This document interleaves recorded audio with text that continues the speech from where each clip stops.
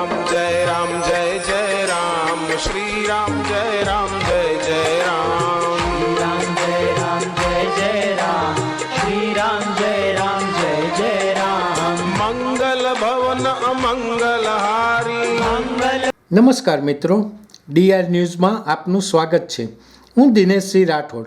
આજે આપણે જોઈશું ગુજરાતના મૂળ વૃક્ષોને બચાવવા MS યુનિવર્સિટીના ભૂતપૂર્વ વિદ્યાર્થીએ વૃક્ષોનું મોટા શહેરોમાં સ્થળાંતર કર્યું. શ્રી રામ જય રામ જય જય રામ શ્રી રામ જય રામ જય જય રામ. પર્યાવરણ સાથે પ્રેમ અને તેનું જતન કરવું એ આજના સમયની ડિમાન્ડ છે. આપણે એ તો સાંભળતા આવ્યા છીએ કે આ પર્યાવરણ પ્રેમીએ આટલા હજાર વૃક્ષોનું વાવેતર કર્યું કે નવું જંગલ બનાવ્યું છે, પરંતુ આજે એવા પર્યાવરણ પ્રેમીની વાત કરવી છે જે કપાયેલા વૃક્ષોનું રીડેવલપમેન્ટ કરી રહ્યા છે. વડોદરા શહેરની MS યુનિવર્સિટીમાં બોટની વિભાગમાં માસ્ટર ડિગ્રી મેળવ્યા બાદ તેમણે એક અનોખો વિચાર આવ્યો ને તેના ઉપર તેઓ નવા પ્રોજેક્ટ પણ કરી રહ્યા છે. જે લોકો વૃક્ષોને કાપીને ફેંકી દેતા હોય છે એ જ વૃક્ષોનો આ પર્યાવરણ પ્રેમી સ્થળાંતર કરીને વૃક્ષારોપણ કરી રહ્યા છે. આ સ્થળાંતર કર્યા બાદ તે જ વૃક્ષનું વાવેતર કર્યા પછી તે 2 વર્ષમાં તૈયાર થઈ જાય છે અને ઈચ્છિત પરિણામ આપે છે. તેઓ વૃક્ષોને મેન્યુઅલી સ્થળાંતર કરીને તેનું કદ અને શાખાની પેટર્ન તપાસ કરે છે અને પછી તે મુજબ વિવિધ ટ્રીટમેન્ટ અને પાણીની મદદથી JCB હાઇડ્રોલિક એક્સકેવેટરનો ઉપયોગ કરીને વૃક્ષોનો ઉછેર કરી ભવિષ્ય માટે સાચવી રહ્યા છે. આ સાથે કેટલીક પ્રજાતિઓ લીમડાની જેમ ધીમી વૃદ્ધિ પામી રહી છે અને અમારા પ્રયત્નો પછી તેને સમયની જરૂર છે. પર્યાવરણ પ્રેમી રોશન વિરોલા જણાવે છે કે મેં MS યુનિવર્સિટીમાંથી બોટની વિભાગમાંથી માસ્ટર કર્યું છે. આ સાથે યુનિવર્સિટીમાં છેલ્લા 4-5 વર્ષથી વૃક્ષોના સ્થળાંતર સાથે જોડાયેલો છું. જેમાં આજ સુધીમાં ગાંધીનગર, અમદાવાદ અને વડોદરા જેવા મોટા શહેરોમાં 1200થી વધુ મૂળ અને અન્ય પ્રજાતિના વૃક્ષોને સુરક્ષિત સ્થળોએ સ્થળાંતર કર્યા છે. તેમનો એકમાત્ર ઉદ્દેશ્ય ગુજરાતના મૂળ વૃક્ષોને બચાવવાનો છે. મનીષ પંજાબી જણાવી રહ્યા છે કે ખોદકામના કામમાં અવરોધ ઊભા કરતા 4 વૃક્ષોનું સ્થળાંતર કરવાની પહેલ કરી છે.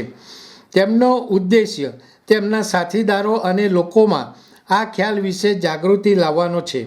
તેમને થોડા મહિના પહેલાં ઇકો ફ્રેન્ડલી ગણપતિ મેળાનું આયોજન કર્યું હતું અને ઘણા વર્ષોથી આ વિસ્તારમાં કામ કરી રહેલા સૌમ્યા અક્ષત સાથે વાતચીત કરવાની તક મળી હતી. આ પ્લોટ પર 4 વૃક્ષો હતા જે રસ્તામાં હતા. ખોદકામની કામગીરી અને તેમને કાપવા અથવા તોડી પાડવાનો એકમાત્ર વિકલ્પ હતો.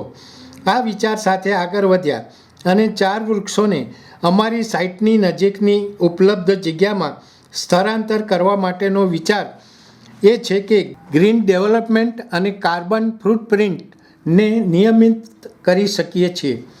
આ સાથે અમે આ પ્રોજેક્ટમાં હરિયાળી જાળવવા વિશે સકારાત્મક સંદેશ ફેલાઈ શકે તે માટે કામ કરી રહ્યા છીએ.